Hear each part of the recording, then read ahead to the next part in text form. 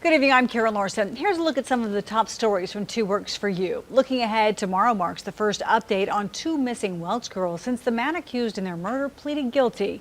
Investigators are expected to give an update on the search for Laura Bible and Ashley Freeman. They disappeared in 1999 and their bodies have never been found. The only living suspect, Ronnie Busick, pleaded guilty to accessory to murder last month. If Busick helps investigators find their remains, he'd spend only 5 years in prison and probation.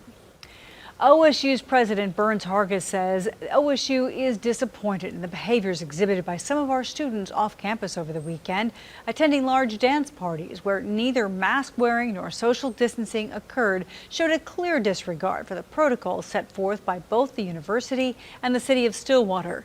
23 members of the Pi Beta Phi sorority have now tested positive. Many are quarantined in the sorority house. Others, well, they're isolating at home.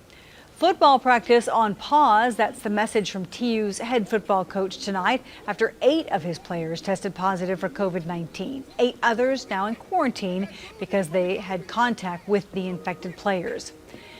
Well, an increasing number of children have become infected with COVID-19. That's according to the CDC. The agency says as of August 3rd, a little over 7% of all reported cases were among children, who make up about 22% of the U.S. population. The agency says that the true infection rate in kids is unknown, in part due to lack of widespread testing. Now to weather. Looking at our 10-day forecast, you can see temperatures cooling off over the next couple of days, warming back up into the 90s over the weekend and warming up even more after that. We'll stay with 2 Works for You for more news and weather updates.